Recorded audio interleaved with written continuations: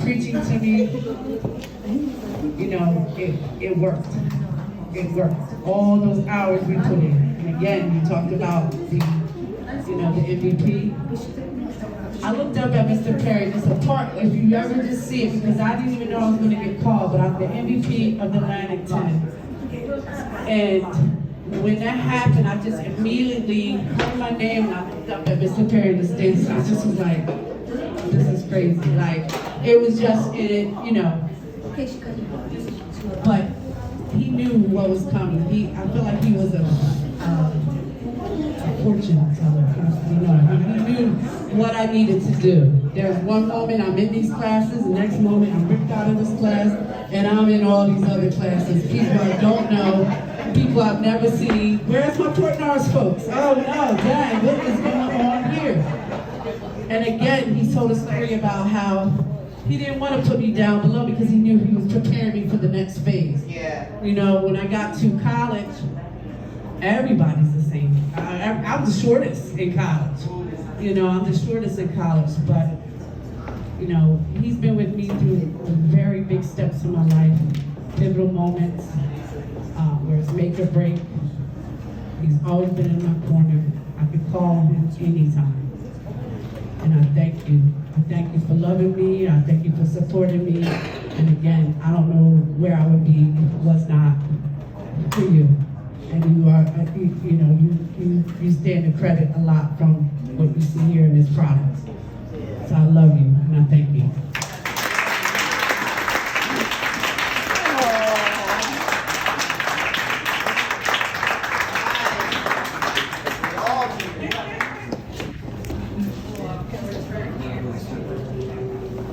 So just to thank you for the impact, the time that you spent, the dedication, and I'm sure we all have a story to tell about how it's impacted our life. And I think the biggest gift that you gave to me wasn't just the work ethic and taking that forward in life and whatever I've had to do to manage or lead, but seeing the gifts in others. When you put together a team in business, or you put together a sports team, or you put together a family, you help show us to find the talent in others and how to bring that out and work together. It's the very best, and I'm so grateful for that. Thank you.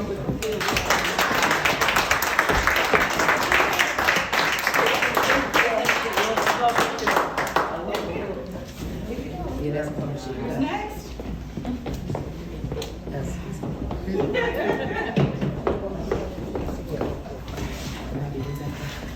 I don't have one particular story for you, just you have given me since 8th grade when you came to see me playing for Mr. Rush.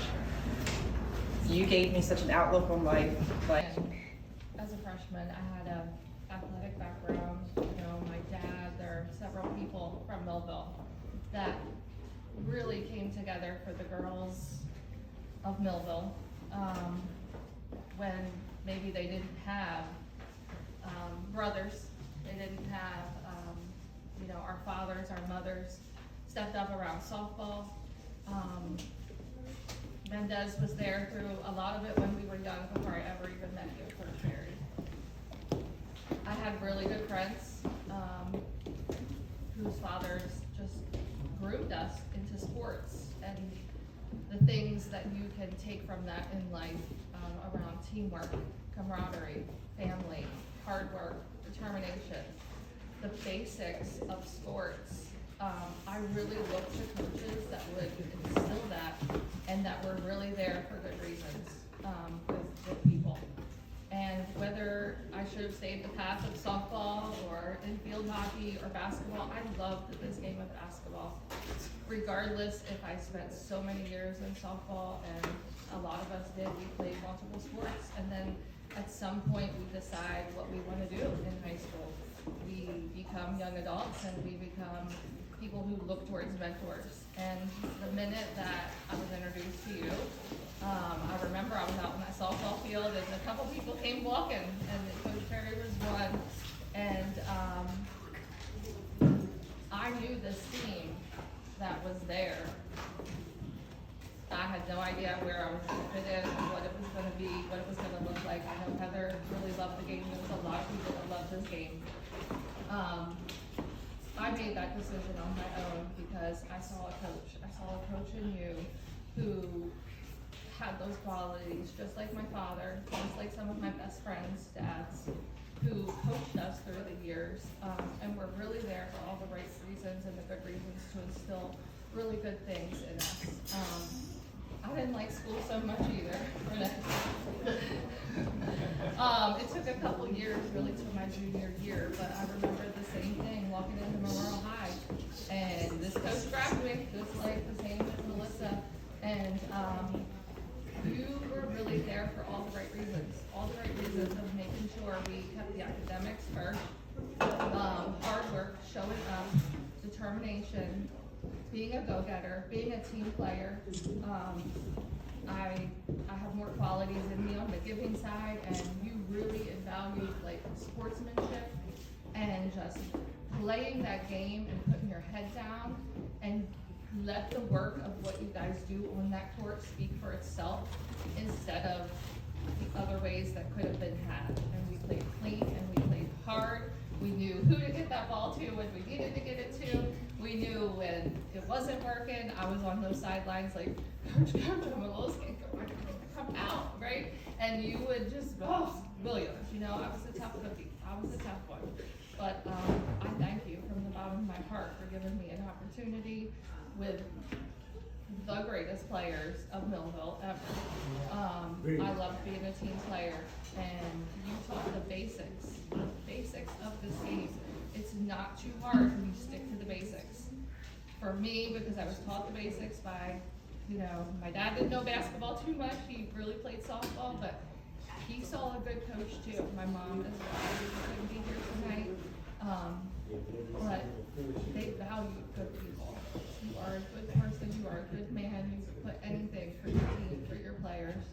And it stuck with me throughout life. It did. Whether we have ebbs and flows, ups and downs.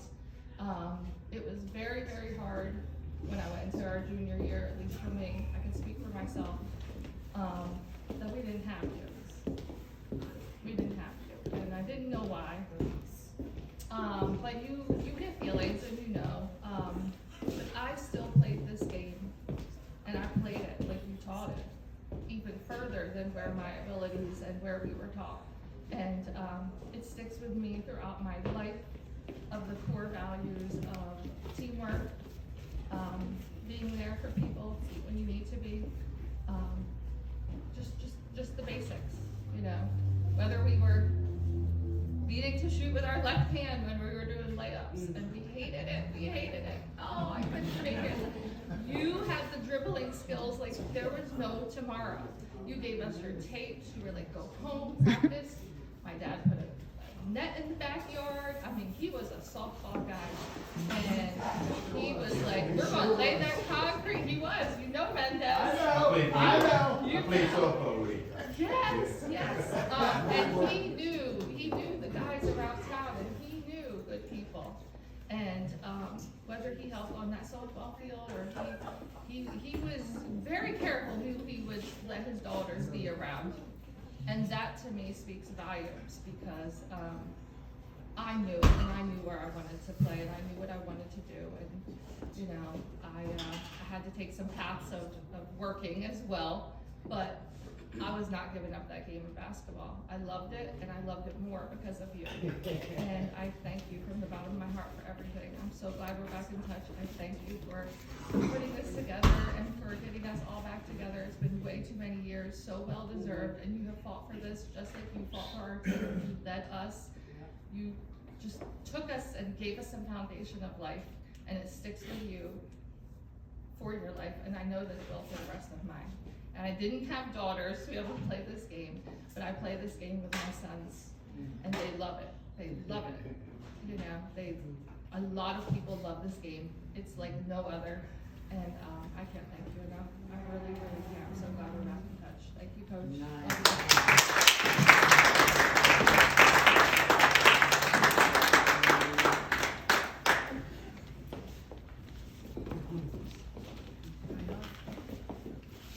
Going on really wasn't prepared. My principal right there. Just to piggyback a little bit off of what Dana said. Choose your words wisely. You were part of a different generation. I really feel like coaching meant something different. When we came up, when my dad coached and that group of football coaches, it was different. And you set the bar really high. And I'm really rough on mobile athletics and mobile coaches these days because of what you gave to me and what you gave to us and the experience that you gave us. The commitment, the dedication, the love, the care, all of those things beyond the hours that you were paid, well beyond the hours that you were compensated for. And secondly, just for the opportunity to play with these girls. You mentioned my one daughter who's gone now. She plays Termova, and I, trying to build back something because they've got some talent. But I always compare them to this team. And this is a legendary team. And I, again, appreciate the fact that you brought me on as a freshman and gave me those memories and let me be a part of it.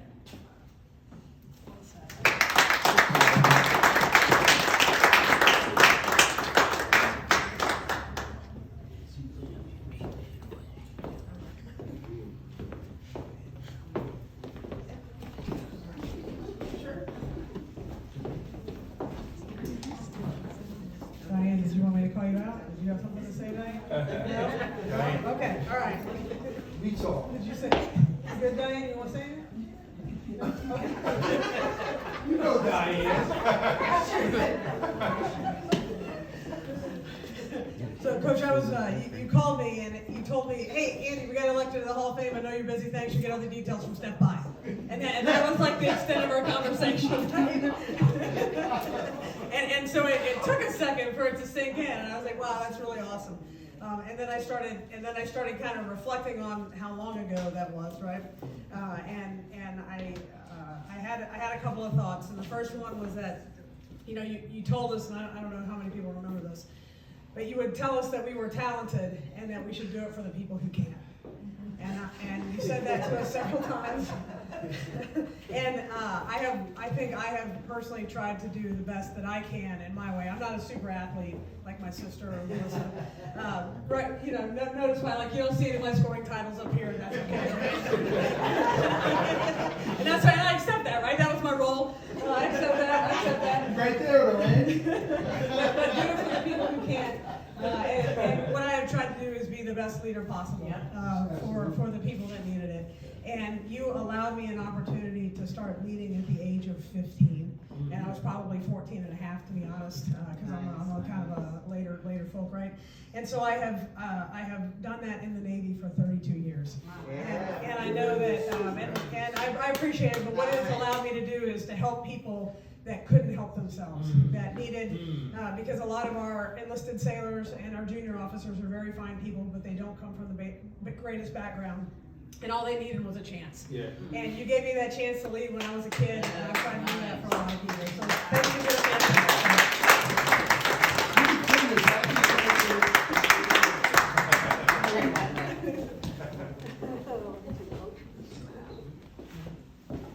As a team, we have a couple small tokens of our appreciation. The first thing we have is a designer watch, and we have it engraved as Coach Perry, time well invested.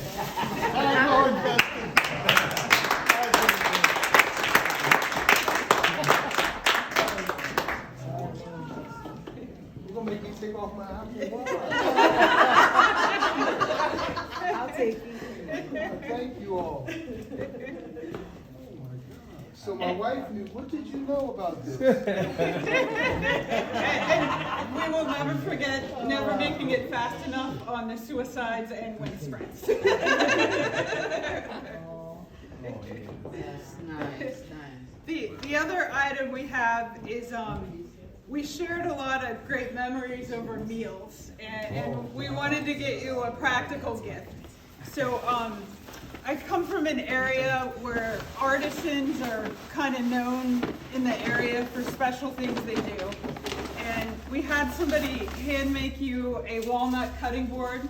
So as we're eating and enjoying mini meals, and on the back it says Hall of Fame coach Larry Harris. Air fryer. Air fryer.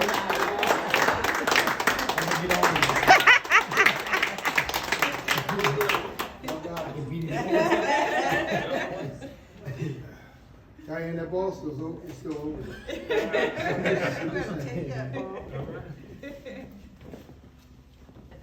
Turn You see around. that ball, Michelle? Turn around. She's taking it, right, Diane? Hey, Perry, turn around, Perry. See that? Perry, turn around. That means you got cooked.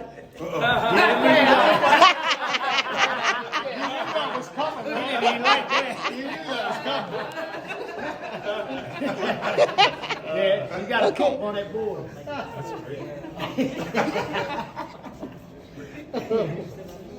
Oh, I said, and I affectionately have been calling you guys a certain name, but I said those terrorists are not gonna get me. I'm ready for them. But I want you to know that since it was announced, I just felt so happy for each and every one of them. I really had, and like Andy said, it's been so long, and true comment. I looked at those balls, now you know I've had those for a long time. And I said this year, right before I got that call, I said, it's about time you get rid of this. And something kept telling me to hold on to this stuff. And I just want you guys to know that I've been going through these games. It was a rougher time than I ever thought. Like we were in a dogfight every night, you know. And so if you want something, because I still have a lot more to give to you, I really do. I couldn't get it already. My wife would tell you I don't own my man cave anymore because it was filled with But if you want something, I want to get it to you because I had 1 year of varsity basketball. I played 1 year. I thought I was good enough to play more than 1 year, but I had 1 year. And I asked my coach to come over, and I know he had a prior commitment. But I didn't have a coach that would turn me loose, would say, you know, I need you to do this. And one of the famous things was we were playing against Middle Township. And I think one of the principals took it the wrong way, but I said to Melissa, I said, you're not giving me anything. You're not getting any rebounds. You're not playing defense. Now get out there and do something, right? And she hit a three from the corner, and it just turned the game around. But people didn't know what we were all about. Because we had all talked about, whatever I talked to you personally about, is what we were about. And we needed her to be that leader she was. And those shots were big. And that's what kind of relationship we had. That, you know, if Steph looked at me and said, I don't think I'm gonna get this, I have to be bigger and I gotta get her to where she's gonna believe it. It's gonna happen. When Diane gives her that ball, that's the truest commitment, because Diane could have done whatever she wanted to do. Steph had 3 people on her. It wasn't like she had to navigate. But that's how we were. And not everybody got the accolades. But if we didn't have a Jen or a Melissa or a Stephanie, we wouldn't be all here right now. And I knew my role was a point guard, but I never had a coach that said, go to work. It's your game. Go to work. And all of you know what that meant with us. Go to work. Get it done. And I appreciate all of you. I really do. More than you ever know. So I look forward to tomorrow night. And I hope you guys had a good night tonight. Somebody better eat some cake. Thank you, Mr. Perry. We love you. We thank you. To all the family, all the work you put in, thank you. It is so appreciated for everybody. So. If I may, I know I'm the outsider, but I'm not an outsider to the Perrys. I came here from North Jersey, which is real Jersey up north. Okay, here we go. You from Jersey, you know that. You know that. But I talk to this young man about probably once a week. I've been knowing him since 1984, when I first came into Cheney, and they're one of my favorite couples of Cheney. But I came here because I know the word and how he talked about you all. He talks about you guys all the time when we talk. There's a conversation that we've had that he doesn't talk about his basketball. And he said, you know, I would be honored for you to come here. It's an honor for me to hear you, meet you all. And I know when you get a coach, I play football and I only played basketball 2 years, and that was 7th and 8th grade. And we were city champs, only because we were athletes. I'm not a basketball player, I'm a football player. But I say that to say this, when a coach who is probably second to parents, in my view, if you get a coach to come into their orbit, and they come into your orbit, like he has, and you have, and I hear the success you guys are doing now, as adults, keep in touch with them. Keep in touch with them. I met my football coach, I was in the 7th grade. We lost him last year. But I stayed with him from the 7th grade. I'm 60 years old now. I don't look it, but I am. And I feel it, but I've been in touch. I revered my coach like I revered them. And I know how he feels about you, reveal you guys. So continue to let him pour into you, because the mission is not over. So I just had to say that as an outsider that I've heard so much about you guys. And I just want to thank you. Thank you, parents. You know how much I feel you guys. I love you guys. I said if I ever have a daughter again, the names would be either Veronica, Kennedy, and Madison. So, love you, Madison.